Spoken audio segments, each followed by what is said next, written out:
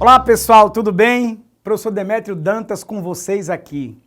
Para quem não me conhece, eu sou professor aqui do canal dos concurseiros, sou advogado, professor de concursos públicos há mais de 20 anos e fui convidado para vir em Aracaju essa semana para passar a semana toda em gravação, para a gente gravar inclusive esse curso que nós iniciamos agora, nesse vídeo com vocês. O curso da gente vai iniciar agora é o curso de Direito Civil. A gente vai trabalhar Direito Civil para o teu concurso. Então a gente está começando agora a nossa jornada dentro do Direito Civil. Eu espero que vocês sejam muito bem-vindos e eu vou começar a apresentar para vocês o conteúdo programático. Que tal darmos uma olhada no nosso conteúdo programático? Então, olha o que a gente vai estudar nesse curso, pessoal. Olha só, a gente vai trabalhar aqui, começar, inclusive na aula de hoje, a chamada Lei de Introdução às Normas do Direito Brasileiro. A gente vai falar dela mais na frente, aí eu teço todos os comentários, tá? Vamos falar sobre vigência, aplicação, interpretação e integração de leis, conflitos de lei no tempo e aí a eficácia da lei no espaço também. Logo depois que a gente trabalhar com a Lei de Introdução, a gente vai entrar de cabeça no Código Civil. A gente vai começar a falar das pessoas. E a pessoa natural, tudo de pessoa natural, a gente vai trabalhar aqui em sala. Logo depois a gente vai trabalhar as pessoas jurídicas também. Depois a gente fala dos bens e depois a gente vai falar de ato, fato e negócio jurídico, tá? Vamos trabalhar isso também. Depois a gente vai trabalhar prescrição e decadência. Vamos ver aí a diferença de prescrição e decadência. E depois a gente vai trabalhar as disposições constitucionais aplicáveis ao direito civil, as disposições que estão na Constituição que são aplicadas ao direito civil e o entendimento dominante dos tribunais superiores acerca dos institutos de direito civil. O entendimento dominante acerca dos institutos de direito civil. Então, pessoal, esse é o conteúdo programático que nós vamos trabalhar. Esse é o conteúdo programático que nós vamos trabalhar no nosso curso e a gente vai começar a partir de agora, dando o pontapé inicial. Tudo bem, pessoal? Tranquilo? Podemos? Estão preparados? Aí é óbvio que a nossa base é o Código Civil Brasileiro. Código Civil Brasileiro que tem mais de 2.000 artigos, mas é claro que aqui, com isso que a gente vai ver aqui, a gente está estudando em cerca de 10% disso, alguma coisa mais ou menos por aí. Tá bom assim? Vamos começar? Show de bola? Cursozinho redondinho? Então vamos lá. Pessoal, Lei de Introdução às Normas do Direito Brasileiro, a chamada LINDB. Pessoal, vem comigo aqui na câmera 3. Olha só. Essa Lei de Introdução às Normas do Direito Brasileiro, como o próprio nome diz, ela é uma lei que introduz as normas do direito brasileiro. É uma lei de introdução às normas do direito brasileiro. Essa lei de introdução às normas do direito brasileiro, que eu chamo de LINDB, ela veio substituir a antiga LIC, L-I-C-C. A LIC era a chamada Lei de Introdução ao Código Civil. Por muito tempo nós estudamos a LIC, Lei de Introdução ao Código Civil. Só que por muito tempo também nós sabíamos que a Lei de Introdução ao Código Civil, a chamada LIC, ela na realidade não introduz o Código Civil. A Lei de Introdução ao Código Civil, ela é uma lei de introdução às normas do direito brasileiro. Sempre nós estudávamos a Lei de Introdução ao Código Civil como não só uma lei que fazia a introdução ao Código Civil, mas eu usava, por exemplo, a Lei de Introdução ao Código Civil no direito tributário. Eu usava, por exemplo, a Lei de Introdução ao Código Civil no direito penal. Eu usava, por exemplo, a Lei de Introdução ao Código Civil no direito previdenciário, porque ela nunca deixou de ser uma lei de introdução às normas do direito brasileiro. Essa LIC acabou sendo corrigida. A Lei de Introdução às Normas do Direito Brasileiro, ela traz exatamente as mesmas disposições da Lei de Introdução ao Código Civil, da LIC, só que agora ela deixa claro que ela não é uma lei de introdução ao Código Civil. Ela deixa claro que ela é uma lei de introdução às normas do direito brasileiro. E aí por isso que a nomenclatura correta é essa e atual. Lei de Introdução às Normas do Direito Brasileiro. Pessoal, essa lei na realidade, ela é uma norma de sobredireito. O que é uma norma de sobredireito? Pessoal, reparem o seguinte, toda lei tem um objeto, né?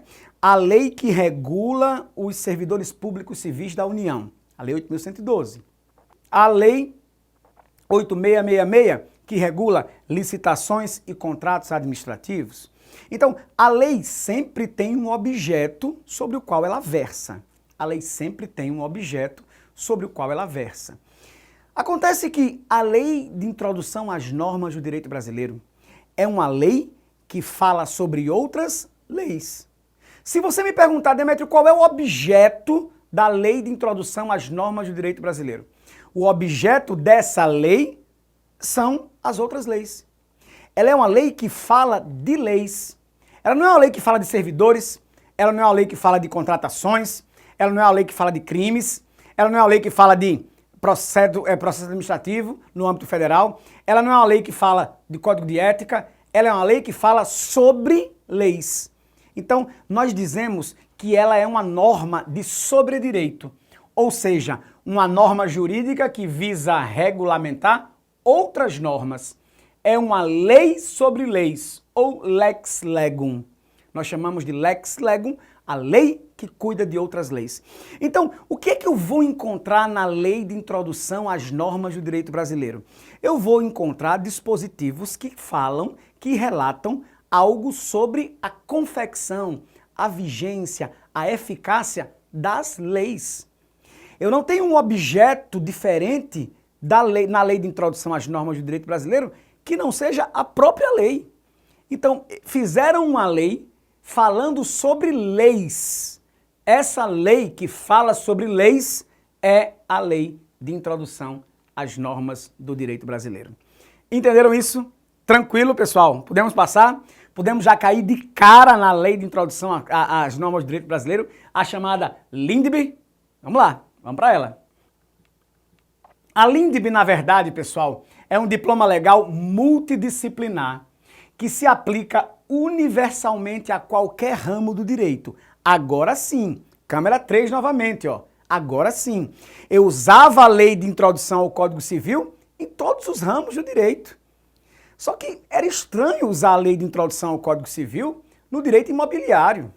Era estranho utilizar a Lei de Introdução ao Código Civil no direito processual penal. Não. Agora eu uso uma lei multidisciplinar em todos os ramos do direito. A Lei de Introdução às Normas do Direito Brasileiro. Tá bom assim? Ela é, portanto, um código geral sobre a elaboração, a aplicação das normas jurídicas. Ela tem como objeto central as normas jurídicas, tá? Tem como objetivo, então, a elaboração, a vigência e a aplicação das leis. É isso que ela se preocupa. Aplicação, vigência e elaboração das leis. Tranquilo? Seja qual for o ramo do direito, as normas devem ser elaboradas e aplicadas conforme a LINDB. Não interessa qual ramo do direito nós estamos trabalhando. Eu não quero saber se é o direito processual do trabalho, não quero saber se é o direito penitenciário, se é o direito financeiro. Não, qualquer ramo do direito tem que seguir as regras da LINDB. Qualquer e todos os ramos do direito devem seguir as regras da LINDB, tá bom? Beleza? Então vamos lá, começar a ver que regras são essas. Bom, a estruturação dessa lei é feita da seguinte forma. Os artigos 1º e 2º falam sobre a vigência das normas.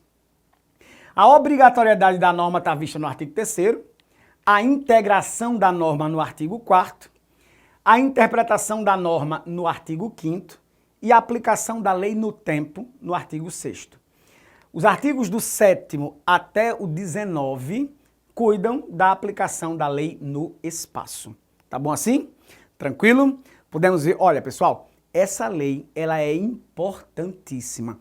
O conhecimento da LINDB, conhecimento da Lei de Introdução às Normas do Direito Brasileiro, ajuda na compreensão de vários ramos do direito que você está estudando aí. Então, eu vou te ajudar na aula de hoje e iniciando a aula de hoje, obviamente, a gente não vai conseguir terminar a Lei de Introdução hoje, nesse vídeo, eu vou ajudar vocês a compreenderem direito constitucional, entenderem melhor direito administrativo, tá certo? A gente está diante aí das chamadas normas, do direito brasileiro, como essas normas são elaboradas. Isso vai facilitar na compreensão do direito penal, de todos os ramos do direito que você precisa estudar para a tua prova, tá bom? Galerinha, vamos embora. Para cá. Vigência das normas, artigo 1º e 2º. Vamos ver. Pessoal, a existência da norma se dá no momento de sua promulgação. Vocês sabem que o projeto de lei, ele entra nas casas legislativas. Nós estivemos falando aí de união, são 2 casas legislativas, a Câmara e o Senado. Esse projeto de lei é votado, é aprovado no Legislativo e vai ser promulgado, e a promulgação é o momento que se dá a existência da norma. A norma só existe com a promulgação, beleza? Mas existir não significa que a lei tenha vigência. A lei existe com a promulgação, mas eu não sei ainda se ela está valendo, se ela tem vigência. O momento da existência não se confunde com a vigência. Ela existe com a promulgação, mas eu quero saber se ela já está valendo, se eu posso utilizar. A gente vai ver como é que isso acontece aqui, ó. Depois de promulgada, a lei precisa de um interlegislativo, não é inter, é um interlegislativo, para que as pessoas tenham conhecimento da norma para somente depois passar a ter vigência. Essa é uma novidade da lei de introdução, ou na lei de introdução às normas do direito brasileiro. A regra é que toda norma tenha um interlegislativo. O que é o interlegislativo, Demétrio? Um tempo entre a promulgação e a entrada em vigor dela. Esse tempo entre a promulgação e a entrada em vigor serve para que as pessoas tenham conhecimento da lei. Conheçam que aquela lei que agora existe vai entrar em vigor. Meus amigos, uma lei tão importante como o Código Civil Brasileiro. O Código Civil Brasileiro de 2003, 2002, 2003, ele substitui o Código de 1916-17. Por que nós chamamos assim Código de 16-17? Porque o Código de 1916, o Código Civil de 1916, ele passou 1 ano para entrar em vigor. 1 ano? Ele foi promulgado e só 1 ano depois ele entrou em vigor. Por que isso, Demétrio? Porque eu preciso de conhecer a norma.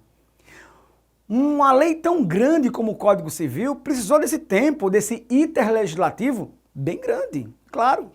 A mesma coisa que aconteceu com o Código Civil de 2002 e 2003. O Código Civil de 2002 e 2003, eu chamo assim porque ele foi promulgado em 2002, mas só entrou em vigor em 2003. Então eu preciso de 1 ano para que eu tome conhecimento dos 2.099 artigos do Código, que eu passe a conhecer. Imaginem vocês o Código com 2.099 artigos ser promulgado hoje e amanhã já está valendo. Ia ser um Deus nos acuda para que a gente pudesse estudar isso, perceber as mudanças, entender como é que funciona agora a nova sistemática, não é? Não é toda lei que vai passar 1 ano para entrar em vigor. Claro que não, eu tenho leis pequenas que até dispensam esse interlegislativo que a gente vai estudar aqui.